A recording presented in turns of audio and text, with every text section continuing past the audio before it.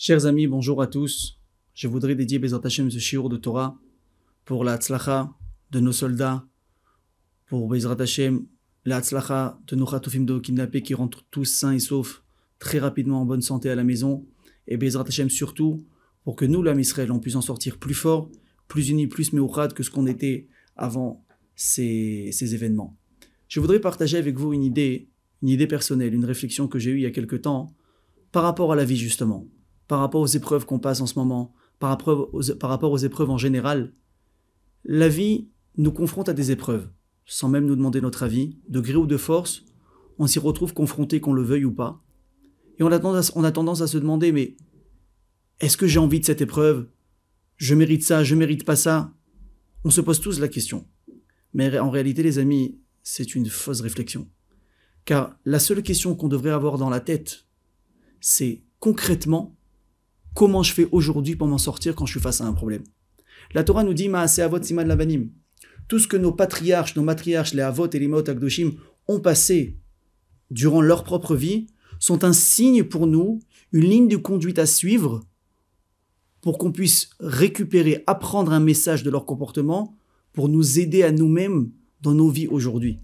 Alors je veux bien, le titre est très beau, ça paraît très sympathique quand on entend ça, mais Chas v'shalom, sans manquer de respect aux avot et aux imaot, aux patriarches et à nos matriarches, comment moi je peux prendre inspiration, comment je peux faire un copier-coller des événements qui ont concerné des gens qui ont vécu il y a plus de 3500 ans, dans une société totalement différente de la nôtre, dans une mentalité, dans une époque qui est complètement étrangère à la nôtre.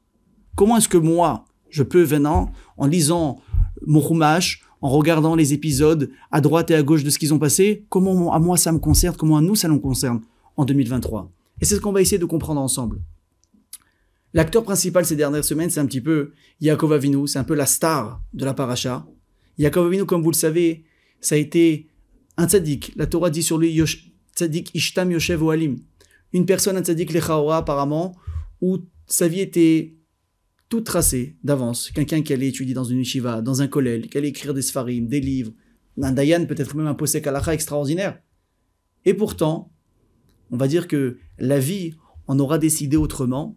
Et voilà que Yaakov Avinu, ce tzaddik, qui est apparemment pas préparé à quoi que ce soit, qui n'a pas été confronté à d'autres choses que des livres de Torah et des mitzvot à accomplir, voilà qu'il se retrouve avec un frère terrible, Esav Aracha, et son frère, vous connaissez toute cette histoire, va choisir un chemin très différent du sien, va embobiner son père pour le faire croire que lui-même est tzaddik, et va presque réussir à prendre, j'ai envie de dire, à démunir Yaakov de tout destin possible, en prenant les brachot de Yitzhak, à cause du fait qu'il lui a fait croire que Esav aussi lui-même était tzaddik.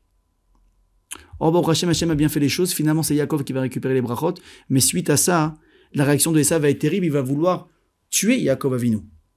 Il va dire, maintenant je le fais pas tout de suite, parce que mon père est vivant, je veux pas lui faire de la peine.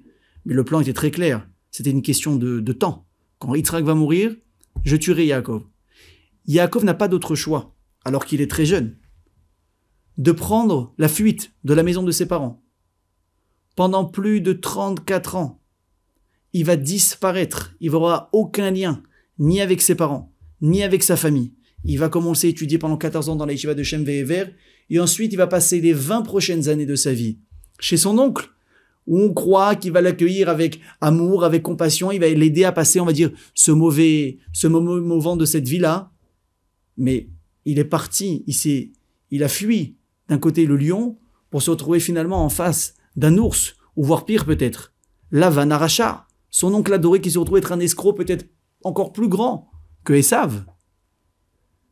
Et voilà que quand Yaakov arrive là-bas, il va se rendre compte de qui est vraiment Lavan Aracha. Et Lavan va passer 20 ans de sa vie à escroquer Yaakov à chaque fois sur autre chose. Au début, Yaakov a voulu lui demander sa deuxième fille, sa fille cadette Rachel. Voilà que Lavan va l'usurper, va lui donner Léa.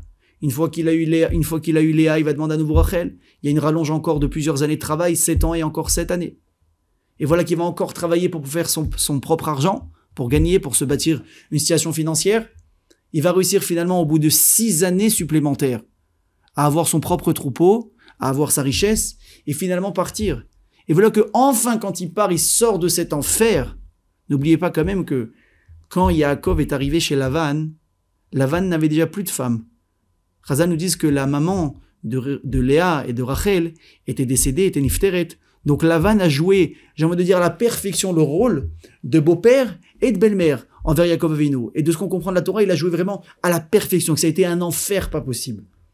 Et voilà que quand Yaakov finalement va fuir, parce qu'il n'a pas que d'autre choix pour échapper à l'emprise de Lavan, il va fuir avec sa femme, avec ses enfants, avec tout ce qu'il a amassé pendant des années à la sueur de son front. Voilà que Lavan va le rattraper encore avec des reproches. Tu m'as volé, tu m'as pris ci, tu m'as pris ça, pourquoi tu t'es enfui, tes enfants ce sont les miens, etc., etc. Et là, Yaakov nous dit, la Torah nous dit que Yaakov va perdre patience. Au bout de 20 ans, il a peut-être le droit. Et va dire, tu n'as pas honte. Tu n'as pas honte après tout ce que j'ai fait pour toi. J'ai donné ma vie pour toi. Je n'ai pas dormi des nuits entières juste pour surveiller ton bétail. J'ai été fidèle à tes filles qui sont mes femmes. Je t'ai donné des petits-enfants. J'ai été toujours, Baruch Hashem, droit comme la justice. Je ne t'ai jamais ramené un seul cadavre d'animal. Vous imaginez ce que ça veut dire? Sur des milliers de bêtes, Yaakov n'a jamais ramené un animal tué ou mort par un animal sauvage. Ça nous prouve l'engagement de Yaakov par rapport à son travail, par rapport à tout, par rapport à son honnêteté, son investissement dans les tâches que Lavan lui avait confiées. Et voilà qu'encore tu viennes me voir et tu me reproches des choses. Et là, Yaakov va dire une phrase intéressante. Il va lui reprocher. Il va lui dire « Vatachlef et maskurti aseret monim » tu as échangé mon salaire des dizaines de fois. Le Al-Shir HaKadosh donne une très belle explication sur cette phrase-là. Alors pour qu'on sache de qui il s'agit, le Al-Shir HaKadosh n'était pas moins que le Rav du Harizal. Eh oui, le Harizal, le grand Harizal dont on a tous entendu parler, le maître de la Kabbalah, qui est enterré à Tzfat, juste à côté de Rabbi Yosef Karo, l'auteur du Shulchan Aruch, le Al-Shir HaKadosh était son maître. Mais nous disent Chazal que le Al-Shir HaKadosh était le maître du Harizal uniquement dans Torah Taniglé, dans toute la Torah, ce qu'on appelle la Torah dévoilée, mais pas en Torah Tanistar, pas dans la Torah de la Kabbalah. Par contre, nous dit Chazal que autant le Al-Shir était le Rav du Harizal dans tout ce qui est Torah dévoilée, mais par contre dans la Torah Tanistar, dans tout ce qui était la Kabbalah, le Al-Shir était devenu l'élève du Harizal, pour montrer un petit peu la grandeur de ces deux hommes, mais également l'humilité de savoir qui était plus fort de qui, dans quel domaine, qui avait le plus de connaissances. Voilà qu'un jour le Al-Shir HaKadosh était en train de donner une dracha, un Shabbat, justement c'était une parashat Vayetse, la parashat qui parle de ces événements-là. Et voilà qu'on voit le Harizal qui est en train d'écouter donc son maître en train de faire un shiur, et il écoute avec vraiment beaucoup d'attention, et à un moment donné on voit le Harizal sourire, voire même rigoler. Et on comprend pas. Alors, on va voir le Harizal après le shiur du Al-Shir, et on dit mais comment c'est que tu as rigolé pendant que le Rav donnait un shiur? Il dit écoutez, c'est simple. Le Rav a expliqué à travers 100 manières différentes comment est-ce que Lavan a à chaque fois escroqué Yaakov malgré les accords qu'ils avaient passés ensemble. Imaginez-vous, parce que toujours je dis il faut essayer de ramener ça à nous. Imaginez-vous, vous allez faire un business, vous voulez conclure une affaire avec quelqu'un, vous l'emmenez, vous prenez donc toutes vos précautions, vous allez chez un avocat, chez un notaire, vous signez tout sur des papiers, vous passez des heures à discuter, à prendre des conseils, à faire des brouillons. Finalement, les deux parties sont d'accord, on signe un contrat d'un commun accord, et voilà que la partie d'en face, finalement, va trouver une faille à cet accord, et va tout exploser, l'accord, l'entente que vous aviez établie ensemble. Alors là, une première fois, ça fait pas plaisir du tout. On n'est pas content, etc. Mais finalement, il va dire, non, mais c'est toi qui n'as pas compris, moi j'ai voulu dire ci, j'ai voulu dire ça. Admettons une fois. Et voilà que ça se répète une deuxième fois, troisième fois. Lavan, il s'est pas arrêté là, mes amis. Il a fait le coup à Yaakov une centaine de fois. Est-ce que vous imaginez ce que ça veut dire? Une centaine de fois. Et voilà que le Al-Shir explique comment à chaque fois Lavan aurait pu trouver la manière d'escroquer Yaakov. Le Harizal dit quand le Al-Shir est en train d'expliquer une après l'autre les manières dont, à son avis, Lavan avait escroqué Yaakov, il dit, je voyais la Neshama de Lavan Aracha à côté du Al-Shir qui écoutait le Al-Shir, il disait, oui, voilà, exactement, numéro 1, c'est exactement ça. Numéro 2, bravo, tu as tapé juste, c'est extraordinaire. Et il continuait comme ça. Mais voilà qu'à un moment donné, le Al-Shir HaKadosh a dit, écoutez, à mon avis, sur telle et telle chose, c'est peut-être comme ça et comme ça que Lavan l'a escroqué. Et là, Lavan est resté bête. Il a regardé le Al-Shir, il a dit, même ça, moi, j'avais pas pensé. Vous imaginez? Et c'est pour ça qu'il a raison, c'est pour ça que j'ai rigolé. Pour vous montrer un petit peu la gadlout du Hachir, la gadlout du Hari. Qui étaient ces gens-là? Rabotai, Akadosh Baruch Hu nous a dotés d'une capacité, d'une force incroyable d'adaptation aux épreuves de la vie. On a la force à l'intérieur de pouvoir s'adapter en fonction des problèmes que l'on rencontre. Mais le problème, il est que trop souvent, quand on est soumis à des épreuves, on n'accepte pas l'épreuve. On n'accepte pas de s'adapter à l'épreuve qui s'invite, on va dire, qui s'incruste un peu dans notre vie, contre notre gré, et on refuse de s'adapter pour pouvoir la surmonter. Alors bien sûr, je préfère tout de suite sécuriser ce que je suis en train de dire. Je ne parle pas évidemment de toutes les épreuves de la vie. Il y a des choses, lors les nouvelles alechem, que Dieu nous en préserve, qui demandent beaucoup plus qu'une simple adaptation à la vie. Il y a des choses qui sont vraiment déracinantes, qui sont vraiment terrassantes. Mais je parle, on va dire peut-être, dans la majeure partie des épreuves qu'on peut rencontrer dans la vie, c'est simplement des choses qui nous dérangent. Vous savez, c'est quoi le problème? C'est qu'on va passer une grande partie de notre temps à refuser ces épreuves. Pourquoi? Parce qu'on va être dans l'interrogation. Mais est-ce que je mérite ça? Mais pourtant, je fais ça, et je fais ça, et je fais tel mitzvot, et on m'a promis ça, et j'ai reçu tel bracha. Pourquoi est-ce qu'aujourd'hui j'ai telle ou telle épreuve à relever? Je ne veux pas la relever. Ça veut dire que on est peut-être notre plus grand obstacle qu'on peut mettre sur notre route pour pouvoir surmonter les épreuves, parce qu'on va perdre du temps à ne pas vouloir l'accepter. Alors on va tomber dans la déception des gens, déception peut-être des brachot qu'on a pu recevoir, déception de la vie, voire même pire, la dépression. Combien de gens on voit parce qu'ils sont pas contents de la vie qui s'offre à eux, parce qu'ils sont pas contents de la tournure que leur vie peut prendre, alors ils vont rentrer en dépression.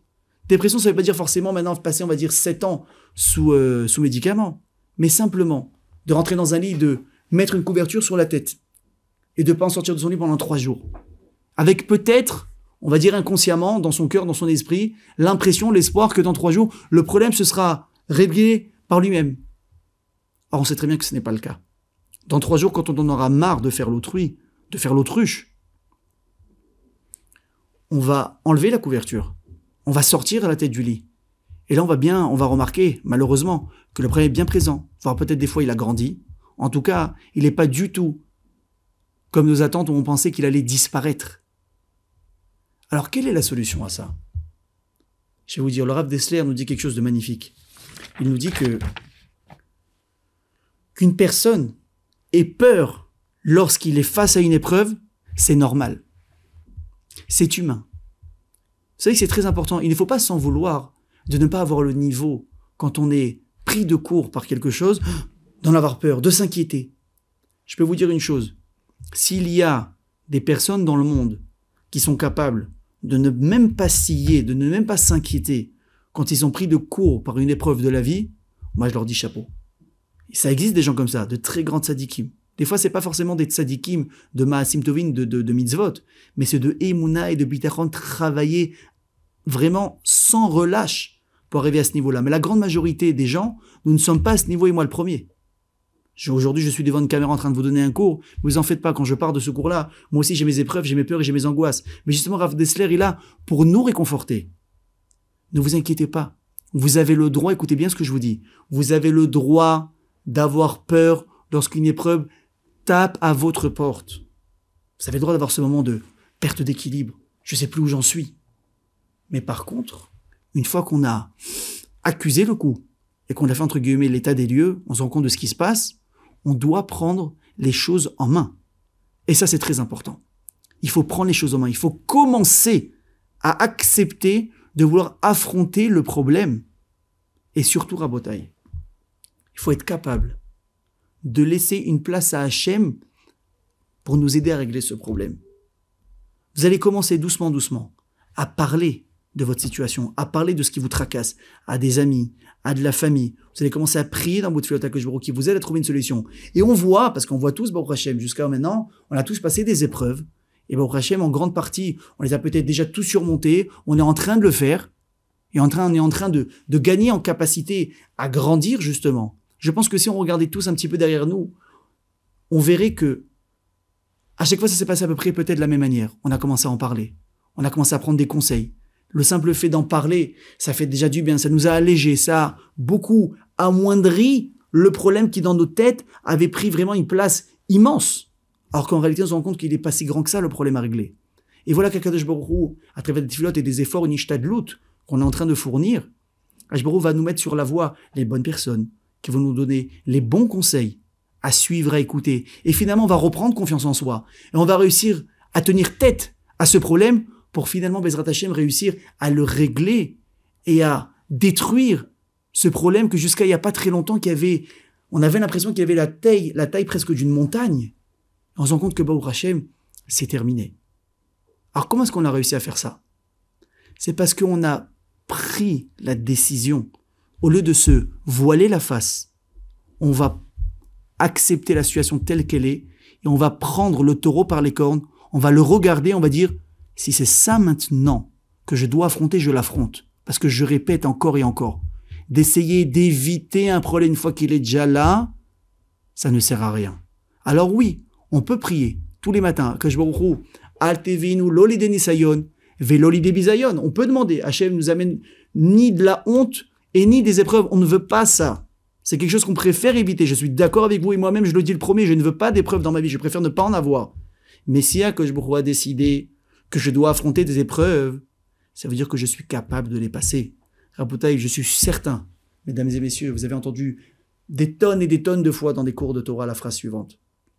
Akadosh Baruch Hu n'envoie pas à une personne une épreuve s'il n'a pas la capacité de la passer. Alors, je vais vous dire vraiment un raisonnement personnel. Je me suis un jour interrogé quand j'avais entendu justement un cours là-dessus qui disait qu'on avait les forces, etc., de passer. J'ai dit, c'est comme ça, pourquoi est-ce qu'on galère? Si on a les forces, c'est pas censé être difficile. Prenez l'exemple d'une personne qui fait du sport. Il va à la salle de sport. Il travaille le développé couché, il travaille les bras, il travaille ce que vous voulez.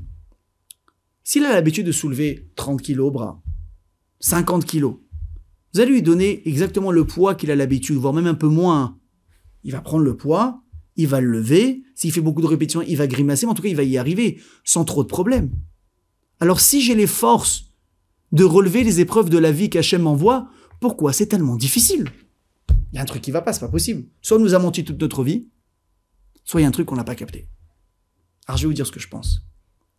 Quand on nous dit qu'on a les forces de passer les épreuves, c'est pas forcément qu'on a déjà les forces dans nos mains, mais c'est qu'on a le potentiel intérieur de les passer. Il y a une très grande différence. La personne qui s'est entraînée à lever 50 kilos à la salle de sport, il a déjà cette capacité dans ses mains. Donc tout de suite, il va la lever.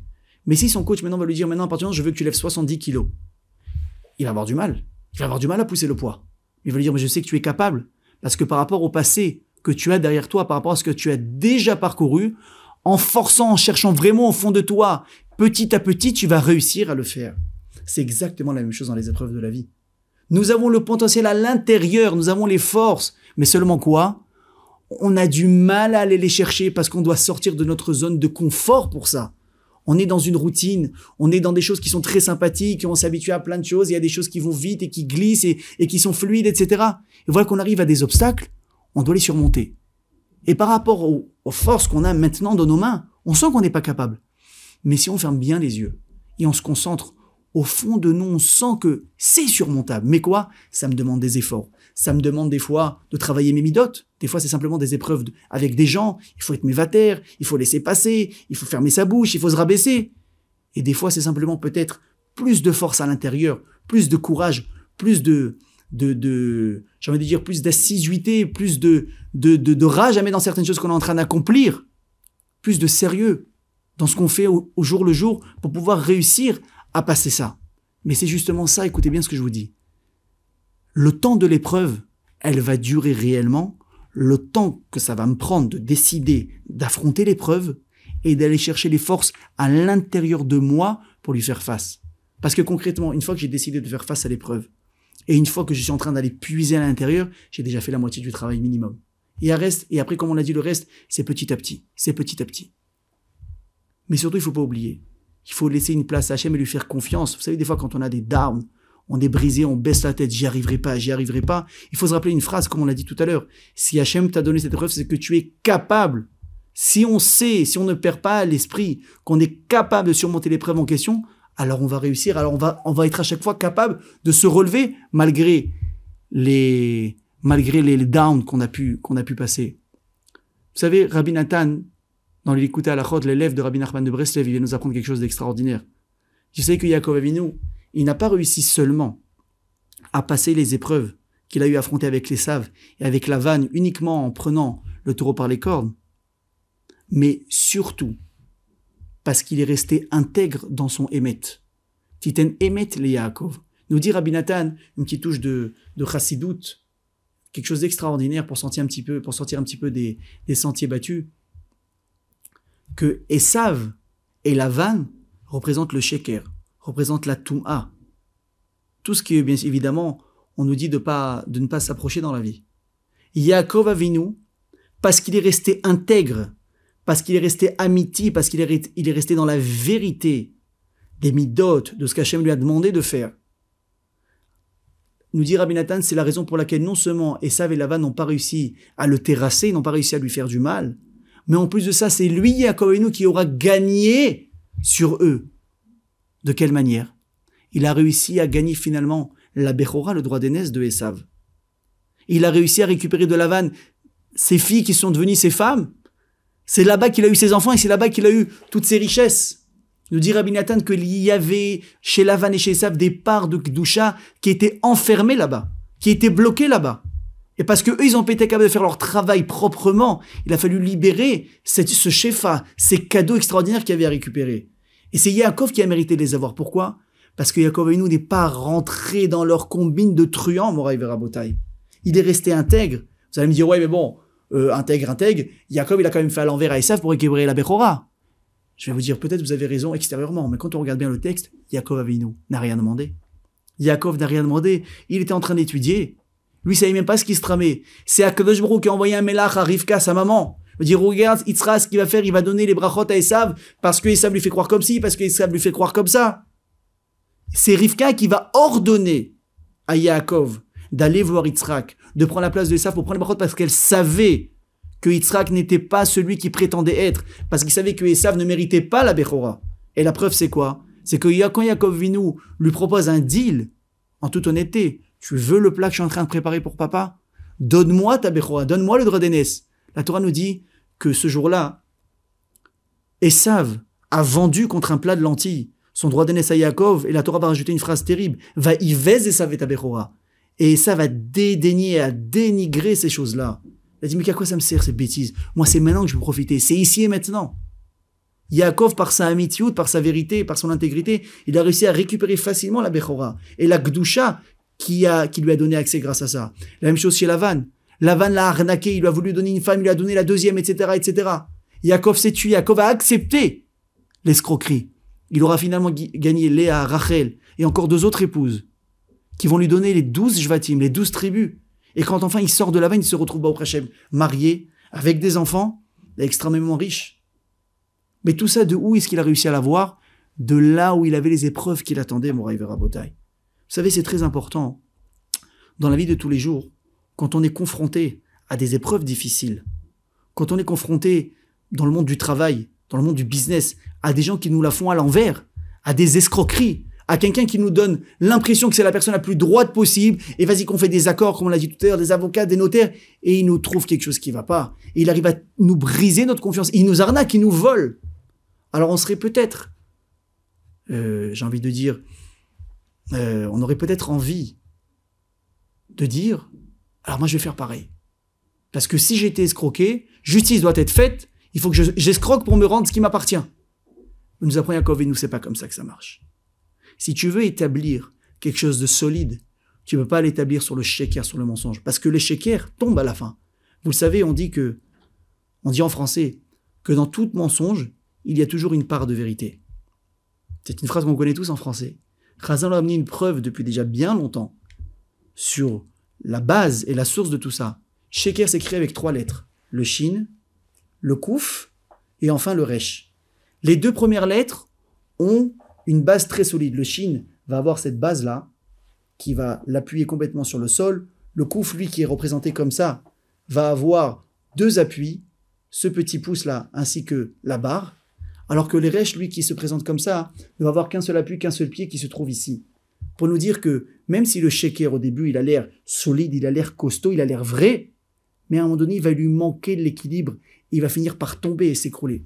Alors que le Emet, le Aleph, quand vous regardez les trois lettres, elles ont à chaque fois un socle solide. Le Aleph, le Mem et le Taf ont un socle du début à la fin, voire des fois même 2 socles sur lesquels se reposer. Et Rabotai, on a dit au début du shiur, qu'est-ce qu'on peut apprendre de nos avot, qui apparemment ont vécu dans une société très différente de la nôtre et une époque très différente. Mais ça, c'est uniquement de prime abord, parce que quand on regarde l'histoire, chers amis, quand on regarde bien l'histoire, ça a été à chaque fois les mêmes personnages qui ont changé simplement de visage. Les arnaques d'aujourd'hui ont toujours existé, même à l'époque. Les gens qui veulent prendre ce qu'on a, les gens qui ne sont pas honnêtes, les gens qui nous mentent, les gens qui truandent. Et nous, on va avoir peut-être envie, pas de faire comme eux parce qu'on veut leur ressembler, mais parce qu'on veut que justice soit faite. Nous apprend Yaakov Avinu, pour sortir d'une épreuve dans la vie, il faut non seulement ne pas avoir peur de surmonter l'épreuve. Encore une fois, peur, comme on l'a dit tout à l'heure, on a le droit au début. Et Yaakov Avinu lui-même a eu peur quand il va rencontrer Esav, quand il est devant Esav, quand il est devant Lavan, il n'est pas tranquille. Il a peur lui aussi. Mais une fois qu'il a surmonté la peur, il prend les choses en main. Il commence à faire des plans. Il commence à petit à avancer. Il prie à Kadosh Baruch Hu, tout le temps. Il dit, s'il te plaît, sois avec moi. Ne me lâche pas. Si tu n'es pas là, je ne peux pas m'en sortir. Je n'ai pas assez de srouyot, je n'ai pas assez de mérite. Mais surtout, il nous apprend qu'il faut garder l'intégrité. Regardez Lavan et Esav. Aujourd'hui, s'il n'y avait pas des tzadikim pour parler de ce qu'ils ont passé, on n'en parlerait plus aujourd'hui. Tout ce qu'ils avaient, tous leurs escroqueries, finalement, elles sont retournées contre eux. C'est Yaakov qui est sorti, Béadrama qui est sorti avec la main haute et victorieuse. Par contre, Yaakov Avinu, ce qu'il a bâti sur l'intégrité, sur le Emet, sur la Emouna, en Akadosh Baruch Hu. Nous, 3500 ans après, on est là à parler de Torah, à parler de ces géants, et on est nous-mêmes les fruits de ces gens-là. Parce que quelque chose qui est bâti sur du Emet, sur de l'intégrité, une vie qui est faite avec une place pour Akadosh Baruch Hu, ça dure pour des milliers d'années. Et encore une fois, comme on a dit, on est là aujourd'hui pour le prouver. Et je voudrais terminer avec une très belle histoire qui va vraiment nous montrer ce que c'est des fois de savoir de savoir surmonter des épreuves, mais surtout de savoir faire confiance à Akadosh Baruch Hu. On raconte, il y a une yeshiva de Baalei Teshuva, la yeshiva du Rav Kaplan. On raconte que là-bas, un jour, il y a un chayal, un soldat qui est rentré dans la yeshiva pour étudier. Mais ce soldat-là, il avait un problème. Il avait un problème, c'est qu'à l'armée, il a passé un épisode très difficile, et quand il est rentré à la yeshiva, il ne savait pas à quel point ça allait le poursuivre. Quand il était à l'armée, ce garçon était chauffeur de camion de l'armée. Et voilà qu'un jour, son katzin, son supérieur, l'appelle et lui demande de prendre un camion beaucoup plus gros, beaucoup plus massif que ce qu'il avait l'habitude de conduire, pour transporter des chayalim, des soldats d'un point A à un point B. Le soldat va lui dire, mais je ne suis pas adapté. Je n'ai pas le permis je n'ai jamais eu la formation pour ça. Je ne suis pas capable de remplir ce que tu me demandes de faire. Et voilà que le katzin, son général, ne va pas l'écouter. Il dit, écoute-moi bien. Ici, tu n'es pas à la maison ou à l'armée du salut, tu fais ce que tu veux. Ici, c'est l'armée, c'est la vie dure. Quand je te donne un ordre, tu le fais, sinon tu es viré. Sinon, c'est grave. Le soldat n'a pas eu le choix, il a beau essayer de lui expliquer qu'il n'a pas les capacités, il n'a pas eu la formation pour, le katzin ne veut rien entendre, il dit, tu les prends et moi aussi, je viens avec vous. Lui, il n'a pas le choix.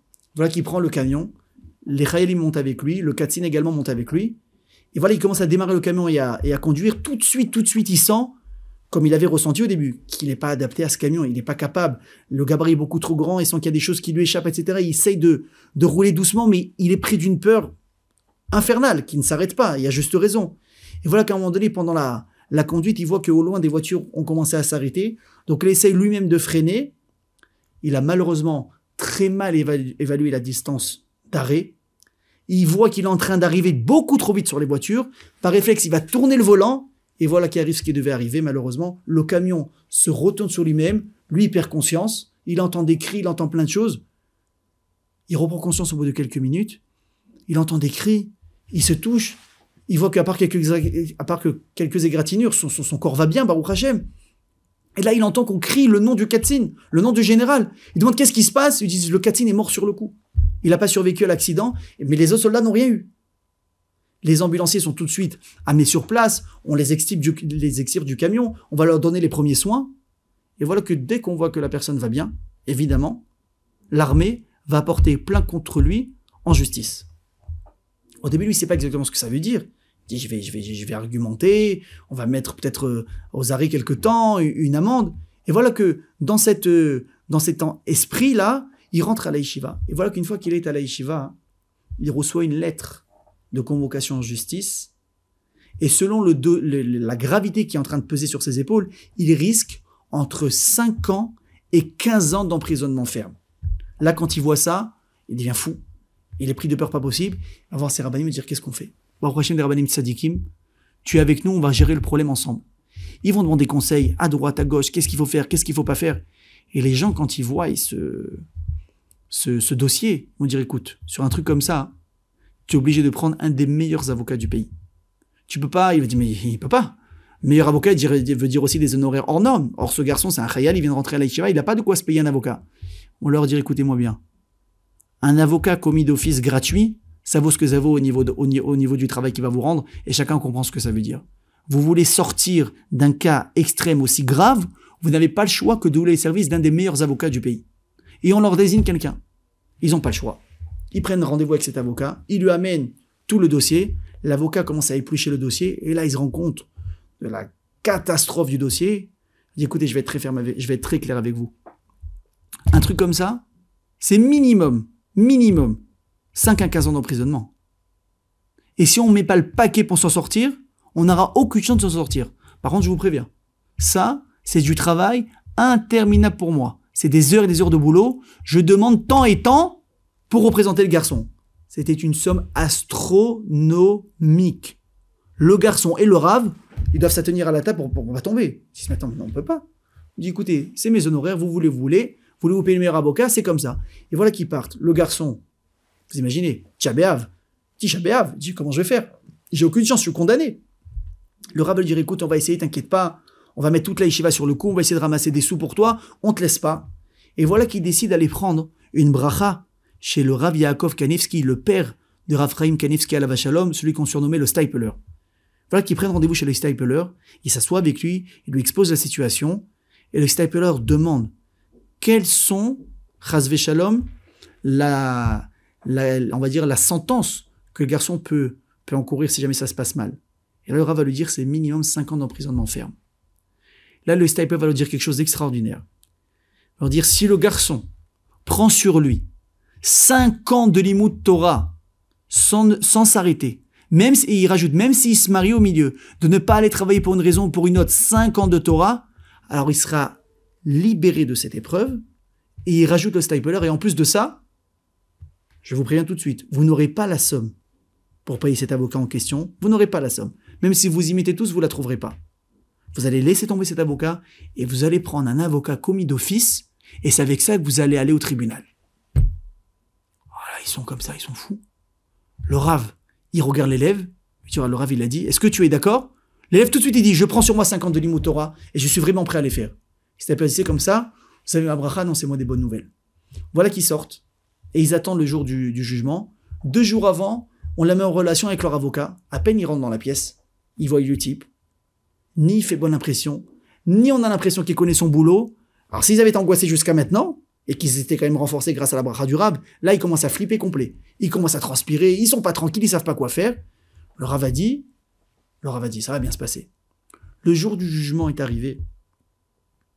Dans la pièce où le juge en question, qui allait les juger, faisait passer, on va dire, les candidats qui avaient un dossier à régler, tout le monde était présent dans la pièce, et ce jour-là, il y avait 5 dossiers à traiter. Au moment où l'avocat, donc de ce Bachor Yeshiva, du soldat, et le Rav rentrent dans la pièce, et l'avocat voit le nom du juge qui s'occupe des dossiers ce jour-là, il devient blanc. Il leur dit, on est foutu. On n'a aucune chance de s'en sortir. Je dis, pourquoi est-ce que tu dis ça? Je dis, parce que ce type-là, c'est un rachat.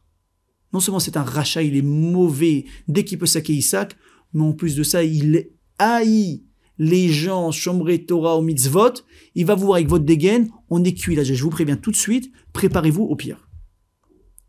Sur les 5 dossiers qu'il y avait à traiter ce jour-là, ce dossier en question était le 4e. Écoutez bien l'histoire. Ils assistent un par un Comment est-ce que ce juge, à peine il arrive avec sa tête, comment il a même pas envie ni d'écouter, ni d'essayer de trouver une solution pour la personne qui est en train de juger. Qui les tue. À chaque fois, la défense veut dire quelque chose, il les fait taire, il trouve une solution. Il arrive à chaque fois à mettre dans la panique la plus totale et dans la boue la plus sale et la plus profonde les gens qu'il est en train de juger et leur mettant sur la tête des trucs incroyables. Premier dossier. Deuxième dossier. Eux, c'est les quatrièmes. Ils flippent, ils disent c'est pas possible, comment on va faire pour sortir de là? Troisième dossier. Le juge fait encore une très mauvaise sentence.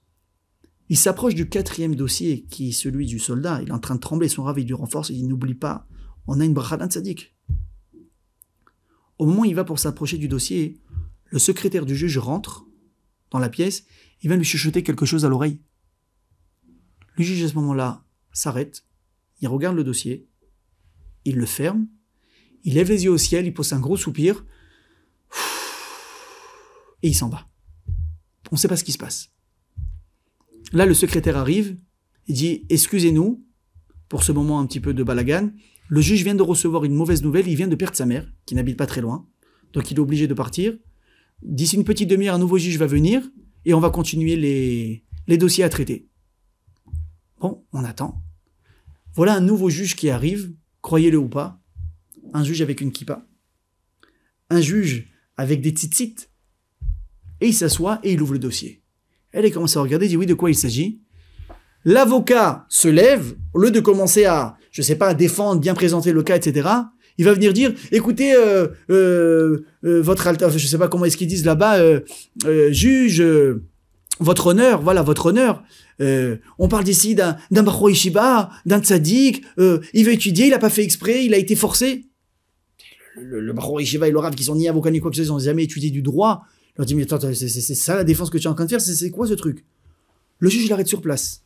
Il regarde le dossier, il s'adresse directement au soldat. Il dit, dis-moi quelque chose. Pourquoi est-ce que tu as conduit ce camion? Il dit, parce que mon général m'a obligé à le faire. Il lui dit, mais tu étais apte à le conduire? Il dit, pas du tout. Je n'ai jamais eu la formation, ni le permis de conduire adapté pour conduire un camion pareil. Alors le juge le regarde, il dit, je comprends pas, alors pourquoi tu l'as fait? Il dit, parce que j'ai été obligé. Il dit, tu es en train de me dire que c'est ton katzin qui t'a obligé à faire ça? Il dit, oui. Il dit, mais c'est la faute du katzin, amenez-le, c'est lui qu'on va traîner en justice. Le Khayal lui dit, mais malheureusement, le général a été tué. Il est mort dans cet accident. Le juge le regarde, dit, attends, je comprends pas. Si celui qui est vraiment responsable est mort, qu'est-ce que toi tu fais ici? Tu dois être exempté. Les amis, le juge referme le dossier. Il dit, tu es libre, tu peux sortir. En sortant, écoutez bien, l'histoire n'est pas terminée. En sortant de la pièce, ils sont encore sous le choc. Mais le pire, c'est quoi? C'est qu'ils voient l'ancien juge revenir et prendre la place de celui qui avait remplacé. Les gens ne comprennent pas. Ils disent, mais tu n'as pas perdu ta mère? Et là, il va dire, écoutez bien, on m'a appelé par erreur. Il y a une vieille dame dans l'immeuble de ma mère qui est morte. On a cru que c'était la mienne. On m'a prévenu à tort, donc je suis venu, elle habitait pas loin.